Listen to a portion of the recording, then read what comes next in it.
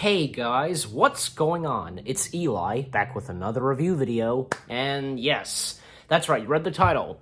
And of course, continuing on with the Batman review marathon, of course, and now, stepping away from the live-action realm of Batman, we've entered into the animation realm of Batman, the animation world, I guess you could say. You know, realm, world, etc. And that's right. A year after the last Batman film, the last live-action Batman film, I should say, that earlier I had reviewed, we would get a Batman animated movie that people consider the best Batman film. Even though, what? Because the best Batman movie, ever, and it beats the live-action films, etc. I mean, I don't know, but I heard something like that, And that, of course, being what everybody considers the best Batman film, Batman, Mask of the Phantasm. Yeah. I remember watching this, because I remember, getting a double DVD, one of those DVDs where you would have, two movies or sometimes three movies and sometimes four movies, those kind of DVDs, especially Warner Brothers movies, there would be DVDs of, four Warner Brothers movies. I had one of those. I had one where it had the two Looney Tunes movies, Space Jam Back in Action, but it also had, Funky Monkey and Osmosis Jones. So I've had that, and I've had the other one where it was all four Batman films. And this one I got of Batman, the Mask of the Phantasm was that, and Subsuit Zero, Mr. Freeze, which actually, just a heads up, I will be reviewing that, later on. So anyways, so for this, of course, we're reviewing Batman, the Mask of the Phantasm. I remember watching this, and, because very emotional drama, it was, dramatic and dark, and, well, that's what Batman is. This was especially because, a year after the Batman animated series began, and then they, made a few, Batman animated films, part of, the Batman animated series, I assume, yeah. From that and Subsuit Zero, Mr. Freeze, and if there was any others that I'm unaware of, I don't know. But Batman Mask of the Phantasm, because, well, of course, Kevin Connery voicing Batman / Bruce Wayne, and ever since Batman the Animated Series, he's been the longest voice for Batman, and one of the best, obviously. And some of the other cast of characters, because the Phantasm, the Phantasm is fantastic in this, and the Phantasm's voice and going after gangsters and would say to them by their names, your angel of death awaits, and got this almost kind of weapon, a hook, or I don't really know what it's supposed to be, but there's at one point when Batman, as I recall, gets framed, and not only that, but also Bruce's love interest. How many love interests is he gonna have? Does Bruce Wayne have? Most notably, his main love interest, is of course Selena Kyle. So yeah, but he's had a couple of other love interests, from Vicky Vale and the Doctor. What's her face? I can't remember her name right now. In Batman Forever, and that chick in Batman Robin, which I'm gonna get to later on, of course. But in this, we have Andrea, and, oh, man, what's her last name? I have to check, because, so Andrea, does it show on here? I'm not seeing, oh, well, never mind. But anyway, so Andrea, Bruce's love interest, and also we get to see flashbacks to this. As I recall, we see flashbacks, I guess, of how, maybe right before he became Batman, and, Bruce Wayne was, in wearing black and such, and, it was not, as a bat, something else.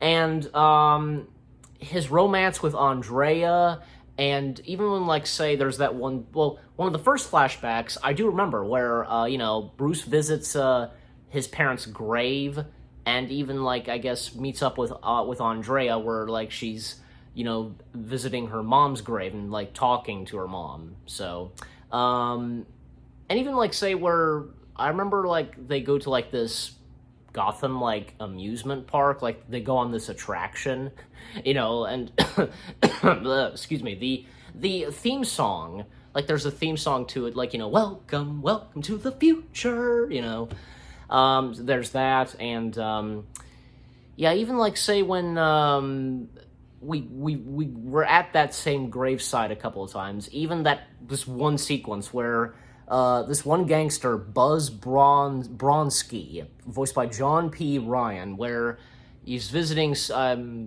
I forget who it is that he's visiting, like this, he's visiting a gravesite, somebody's grave, and out of nowhere, of course, the Phantasm shows up, and, Mr. Bronski, your angel of death awaits, and at one point causing Bronski to fall into one, like, section in the grave in the cemetery where it's been dug and there's no casket yet, and he falls in, and Phantasm says farewell, Mr. Bronski, and causing an angel statue to literally fall on him and kill him. Just, oh man. And his henchmen, like, they come in and they see the mess, and they think that they're seeing Batman, and they think it's Batman, but no, it's the Phantasm. And some of the other cast of characters, like, there was Arthur Reeves, voiced by Hart Boncher, I think I'm saying that right, and Abe Vigoda voicing Salvatore. I think. Wait a minute. Yeah, okay, so Salvatore Valestra. I think I said that right. Yeah. We also, of course, we also have other, like, the other characters, like Carl Beaumont. I don't think I'm saying that right. Voiced by Stacy Keach. I think so. And Chucky Soul, voiced by the late great legendary character actor Dick Miller.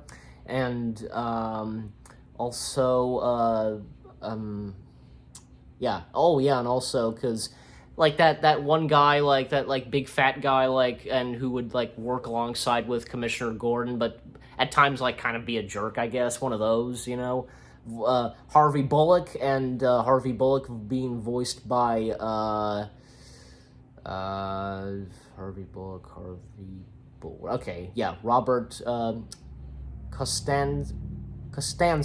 I think I said that right, Costanzo. Also, later on, like, Sal, again, voiced by Abe Vigoda, at one point, like, he arrives at, I don't know, like, he shows up at that Gotham, like, amusement park. It's closed, and I think it had been closed ever since, and we get another villain in this film, yep, that's right, the Joker, and Mark Hamill, of course, voicing the Joker. So he later on in this film shows up, and when he meets up with Sal, and later on, like, and when Phantasm shows up at Sal's place, and your angel of death awaits, pulls the newspaper away from him, and, like, the hideous grin, just, yeah, scary, and Joker left, recording, and I don't know, like, he's, I don't know if, like if it's actually, if it was recorded. I want to say it was, but probably Joker did or did not expect Batman, and, well, even it says so, like, you hear his voice, oh, so, you're not Batman, and there's an explosion, and there's a little fight between Batman and the Phantasm. The police are on Batman's tail, and, of course, Harvey Bullock being, involved in it and leading the police, and Commissioner Gordon, yeah, did I forget to mention Commissioner Gordon, that, he was in this? And wait a minute, who voiced Commissioner Gordon again?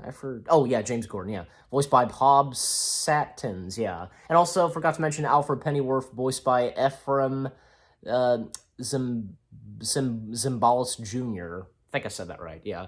And then, like, when Batman is kind of injured and, like, he doesn't have his mask and cape on him, like, Andrea comes in her car and saves Bruce. And, also, later on, because we get a flashback of Andrea, a flashback of hers where, I think, like, because there's a moment where, because remembering the Joker, and before, Joker became Joker with, as a clown and such,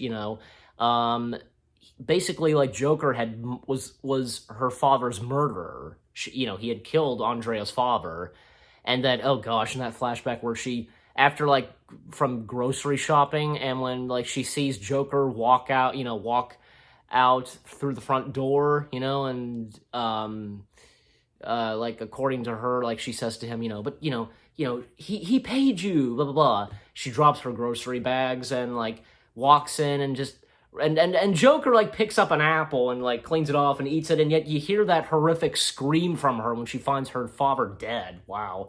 And, of course, Andrea seeking revenge on the Joker, and when we see Joker again, like, at that abandoned, I think it is abandoned, abandoned Gotham amusement park, we see, of course, the Phantasm, and we find out that Phantasm was Andrea the whole time, and even when Joker figured it out, because when he called Phantasm, a lady, and, like, Phantasm, like, says, "So, you figured it out," and removes the cape and mask, and a fight between Joker and Andrea, and when Batman shows up, and Batman chasing the Joker, and up to when, well, Joker's been defeated, and Andrea's got the Joker, and when there's an explosion, a huge explosion set off in the Gotham amusement park, and when Joker has one last laugh, and before, like, Andrea, like, disappears with the Joker, a big, cloud of smoke, and they're gone, and Batman kind of gets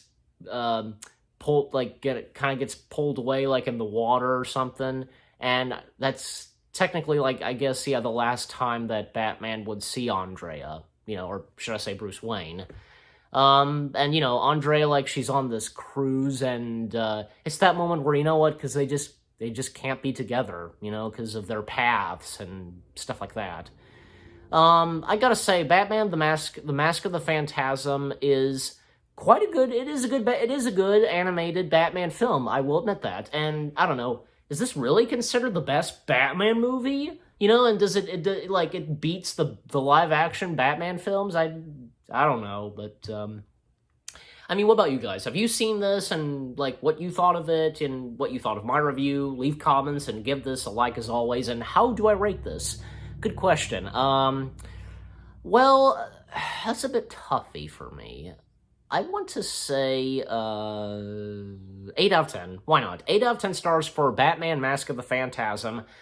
It's fine, and I wouldn't I mean, it's not, I don't, like, actually, I mean, I don't think it's like, oh, this is, just, to put it this, like, I think it's good. I did establish that. I think I established that pretty well. It is a good Batman animated film, and again, how I rate it, I give it an 8 out of 10, and that's not that bad, so, anyways, so again, 8 out of 10 stars for Batman, Mask of the Phantasm. I hope you guys enjoyed my review of Batman, The Mask of the Phantasm. More reviews coming your way. They're going to be awesome. Keep looking forward. And I'll see you guys in the next video/review. The Batman review marathon is still continuing, and up next, we come back to the realm of live-action Batman, and we all know what's next. Yeah, when Joel Schumacher stepped in and, helmed Batman. So stay tuned for my review of Batman Forever. Take care, and peace out.